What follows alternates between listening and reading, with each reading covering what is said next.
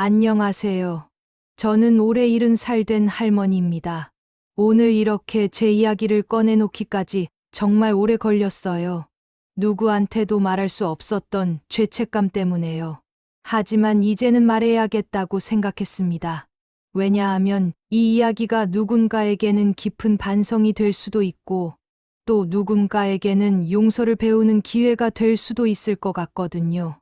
저는 정말 죄인입니다. 앞으로 제 이야기를 들으실 때 절대 저를 동정하지 마세요. 저는 그럴 자격이 없거든요. 그냥 한 사람이 어떻게 약해질 수 있는지, 그리고 그 약함이 얼마나 큰 잘못을 만드는지 보여드리는 거라고 생각해 주세요. 그럼 이야기를 시작하겠습니다. 저랑 남편 병수는 참 사이좋은 부부였어요. 남편은 자동차 정비소를 했던 사람인데 40년을 그 자리에서 일했어요. 매일 아침 5시에 일어나서 저녁 7시까지 일하고 돌아왔어요. 손에 기름때가 절대 안 없어졌던 사람이었죠. 하지만 저한테는 정말 따뜻했어요. 우리가 결혼한 지도 벌써 45년이 되었거든요. 젊을 땐 물론 싸우기도 했지만 세월이 지날수록 그냥 자연스러워졌어요. 아침에 눈 떠서 그 사람 얼굴 보는 게 당연했고, 밤에 그 사람 숨소리 들으면서 자는 게 편했고요. 아이들도 다 컸고, 손주들도 태어났어요. 우리는 그때쯤부터 진짜 행복했던 것 같아요. 남편도 나이가 들면서 일을 덜 하게 되었고, 저랑 여행도 가고, 공원에도 가고 그랬거든요. 이게 인생의 꽃이구나, 그렇게 생각했어요. 그런데, 그게 얼마나 오래 가지 못했는지. 남편이 이상해진 건 65살 때였어요. 처음엔 정말 자그마한 거였어요. 아침에 밥을 먹고 10분 뒤에 밥을 안 먹었네? 라고 말하는 거. 처음엔 장난인 줄 알았어요. 웃고 넘어갔죠. 먹었어요. 아까 우리 밥 먹었잖아. 그래? 아, 맞다.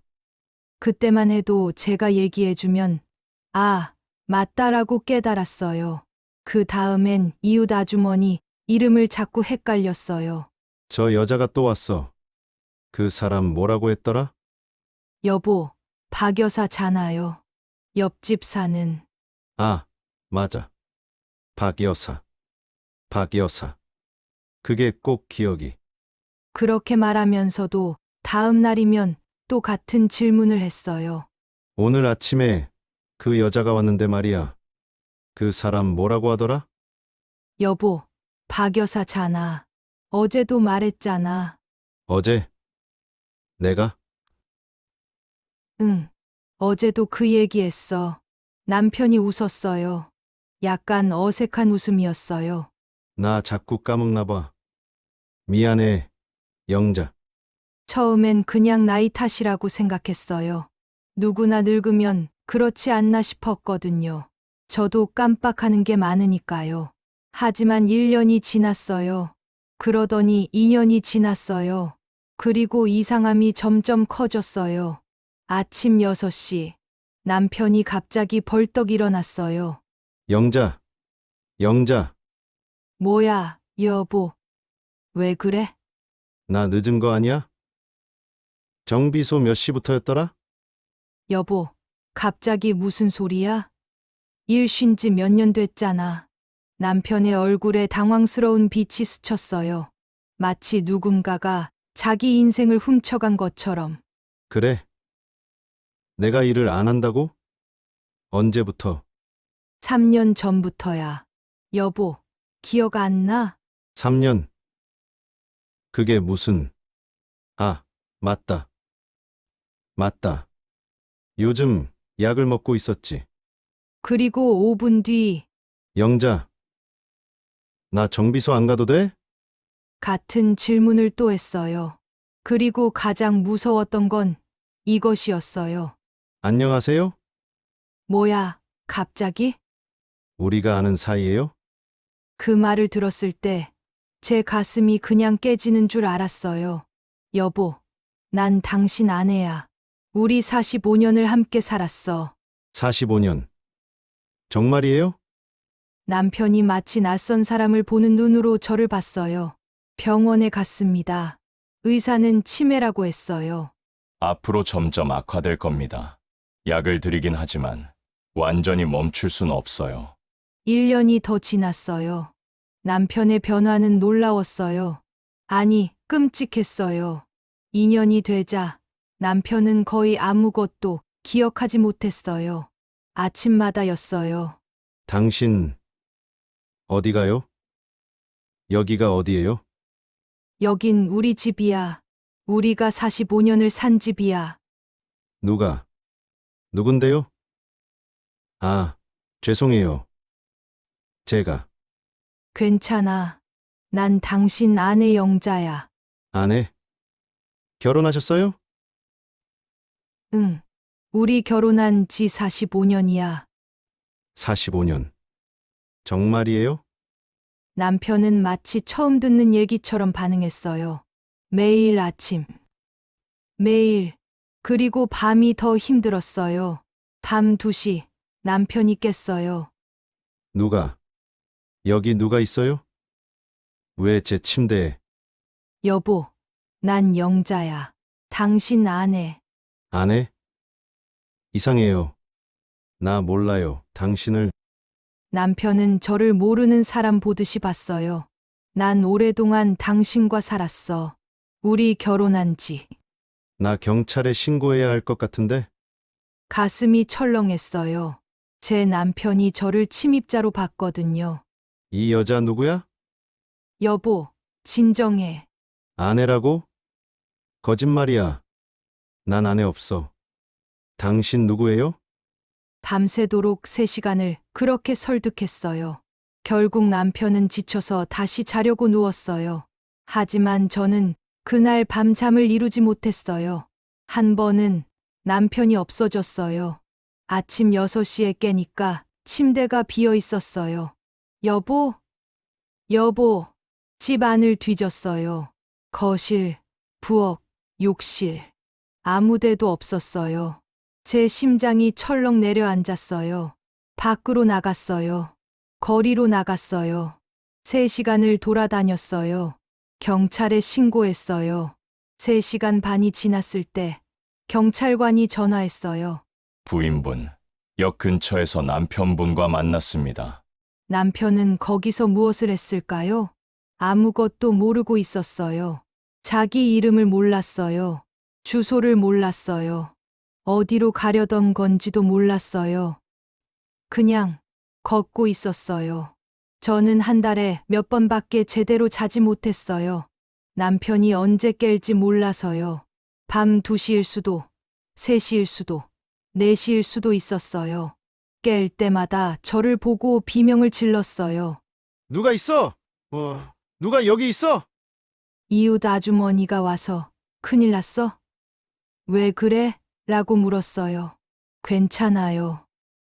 그냥 남편이 좀 설명이 안 됐어요. 친구들을 만날 수가 없었어요. 무조건 집에 가 있어야 했어요. 남편을 돌봐야 했으니까요. 휴대폰을 켜도 남편이 자꾸 물었어요. 뭐 하는 거예요? 그냥 쉬고 있어. 쉬고 있어? 이제 밥 먹을 시간 아니야? 아침 10시에도 밥 먹을 시간이라고 했어요. 이미 밥을 3끼를 다 먹었는데도 아들도 딸도 다른 도시에 살고 있었죠. 매주 오라고 말할 수는 없었죠. 저는 혼자였어요. 그렇게 3년이 지났어요. 매일을 반복했어요. 아침에 눈을 뜨면 남편한테 내가 누군지부터 설명해야 했어요. 안녕하세요? 여보, 난 당신 아내야. 우리 45년을 같이 살았어. 그 말을 해줄 때마다 제 마음이 죽었어요.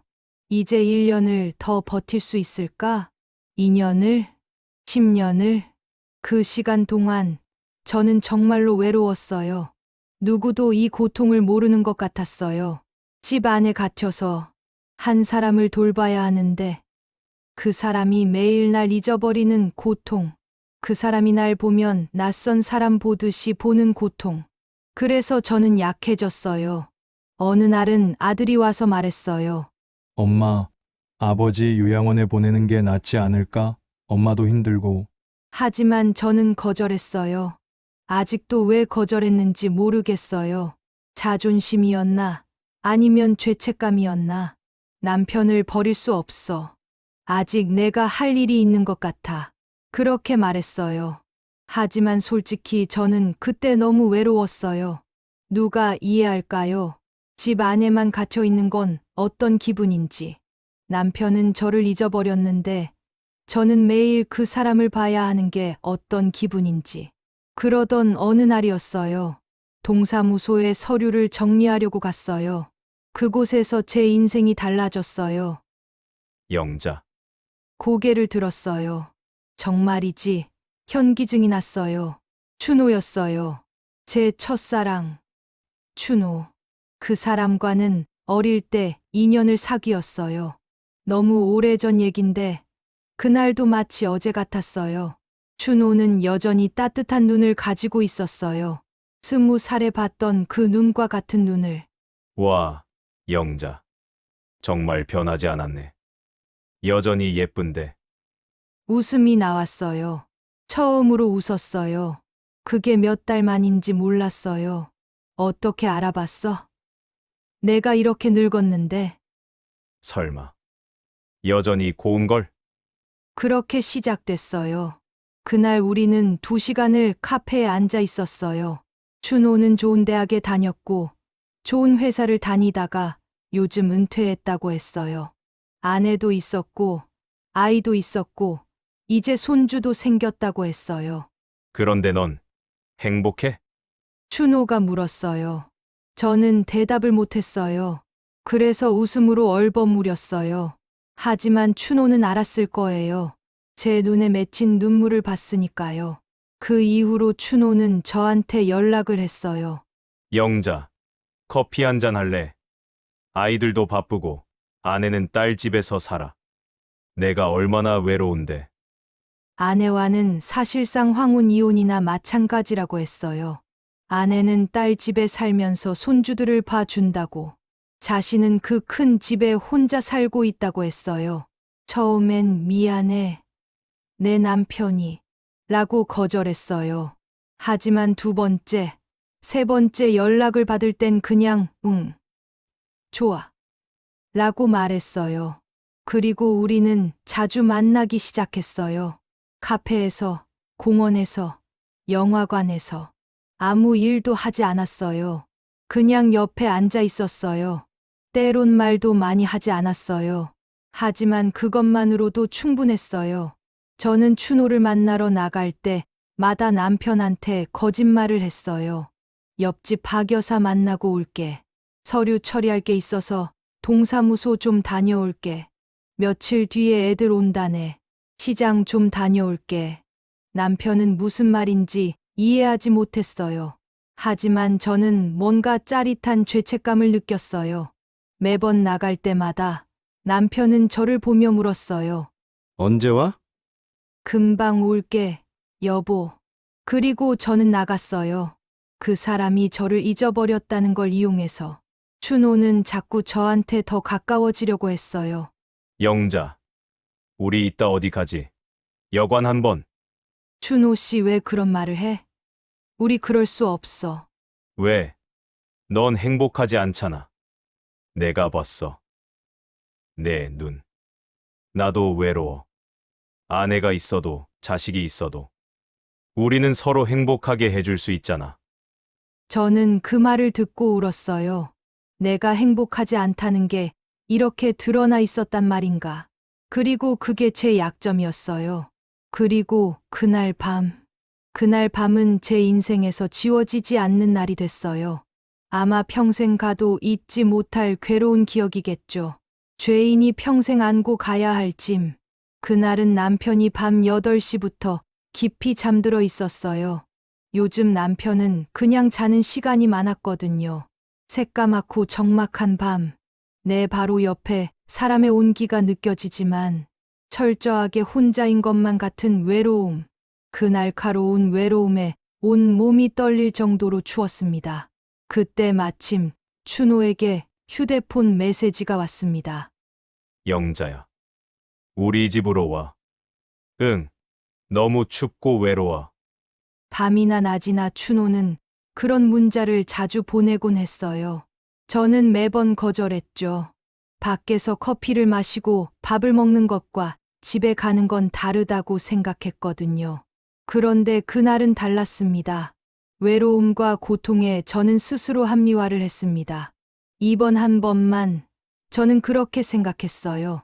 이번 한 번만 하고 끝내야지. 저는 더 이상 생각하지 않고 춘호한테 연락했어요. 응, 만나자. 1시간 뒤, 우리는 춘호의 방에 있었어요. 춘호가 저의 옷을 벗기고 안아줬습니다. 춘호의 품속은 따뜻했어요. 우리는 같이 한 이불 속으로 들어갔습니다. 저는 이 부분을 자세히 설명하고 싶지 않아요. 하지만 제가 뭘 했는지 다 알아요. 그리고 그건 죄였어요. 우리는 아침까지 함께 있었어요. 그리고 돌아왔어요. 남편은 여전히 자고 있었어요. 그 후로 우리는 더 자주 만났어요. 처음에는 마지막이다라고 다짐했지만 다음 주에 또 만났어요. 춘호는 자꾸 우리 도망가자. 남편한테 이별 통보하고 우리 행복하게 살자고 말했어요. 저는 거절했어요. 하지만 거절만 했어요. 떠나지는 않았어요. 그 시간들 동안 저는 남편을 돌보지 않았어요. 아니, 돌보긴 했어요. 밥도 먹였고, 약도 먹였고, 목욕도 시켰어요. 하지만 진심은 없었어요. 남편이 누군데요? 라고 물었을 때 전처럼 난 당신 아내 영자야 라고 다정하게 말하지 않았어요. 아무 대답도 하지 않고 묵묵하게 제 할 일을 했어요. 마치 무뚝뚝한 가사 도우미처럼요. 그리고 더 나아가 저는 남편을 방치했어요. 춘호와 자주 만나다 보니 남편 돌보는 게 귀찮아졌어요. 아니, 귀찮은 게 아니라 벌 받는 기분이었어요. 내가 왜 그럼 집에 있어야 하지? 왜 내 인생을 포기해야 하지? 저는 그렇게 자문했어요. 아들이 가끔 전화했어요. 엄마, 아빠 어때? 요양원 생각은? 응, 잠깐만. 아직 봐봐. 내가 할 수 있을 것 같아. 거짓말이었어요. 저는 요양원을 알아보기도 했어요. 그리고 신청도 했어요. 사실은요, 남편을 빨리 요양원에 보내고 싶었어요. 그래야 춘호와 더 자유롭게 만날 수 있으니까요. 그게 제가 한 일이었어요. 어느 날 남편이 눈을 떴어요. 평소와 조금 달랐어요. 남편의 눈이 맑았거든요. 너무 맑았어요. 저는 놀라서 밥을 다시 차렸어요. 혹시 남편이 뭘 먹을 수 있을까 싶어서요. 여보, 기분 어때? 좋아? 영자? 3개월 만에 남편이 제 이름을 제대로 불렀어요. 응, 나야. 영자. 남편은 저를 봤어요. 자세히 봤어요. 제가 입은 옷을 봤고, 제 얼굴을 봤고, 제 눈을 봤어요. 영자. 왜 그래? 그 말에 제 가슴이 철렁했어요. 뭐가? 너무 슬퍼 보여. 너무 외로워 보여. 저는 대답할 수 없었어요. 남편은 천천히 일어나 앉았어요. 영자. 내 손 잡아줄래? 저는 손을 잡아줬어요. 그리고 남편이 말했어요. 모든 게 맑은 눈으로. 아직도 그 눈을 보면 눈물이 나요. 영자. 나 이제 얼마 못 버틸 것 같아. 의사도 말했잖아. 시간이 별로 없다고. 여보, 말하지 마. 들어줘. 제발. 저는 입을 다물었어요. 넌 정말 힘들었을 거야. 나 때문에. 내가 병신이 되어서 너를 힘들게 해서. 미안해. 정말 미안해. 눈물이 흘렀어요. 제 눈에서. 넌 날 돌봐줬어.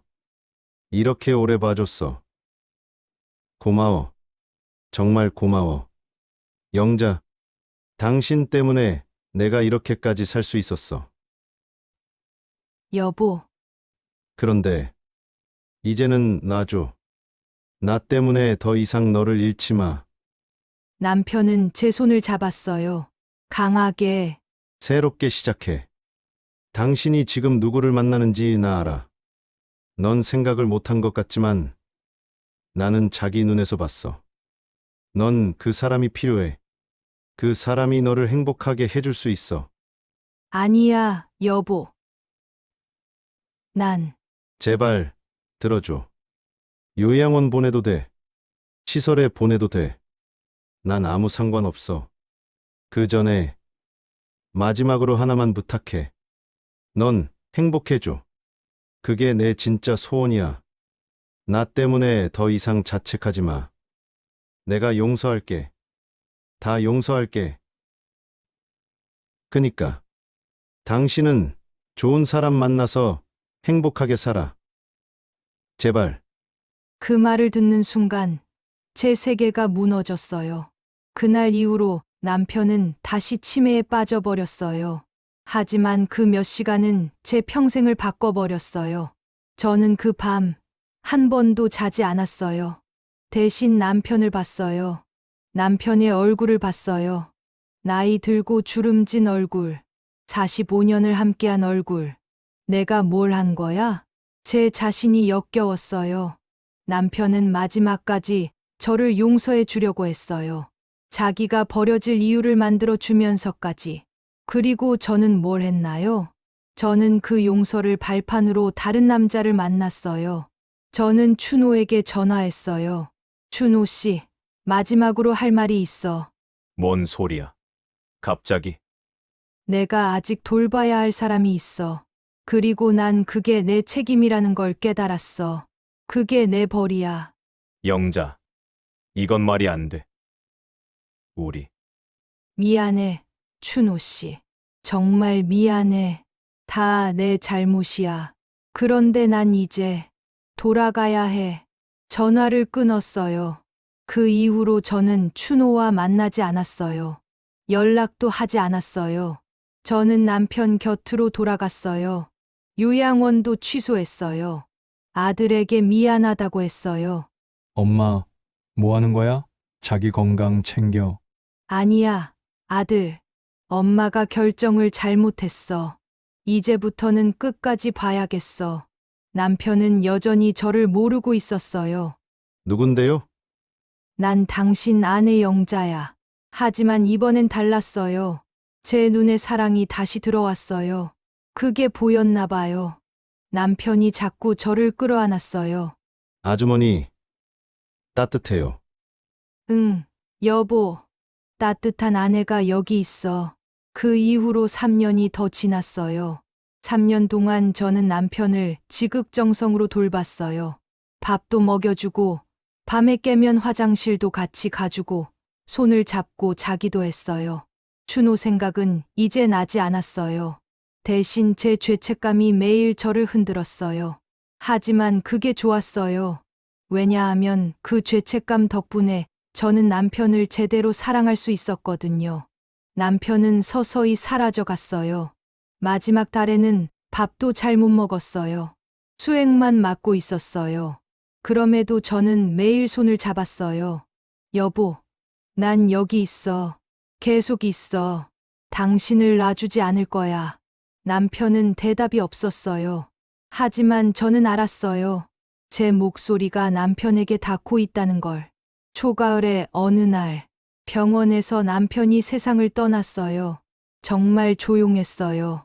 숨 한 번을 크게 쉬더니 그 다음은 없었어요. 저는 알았어요.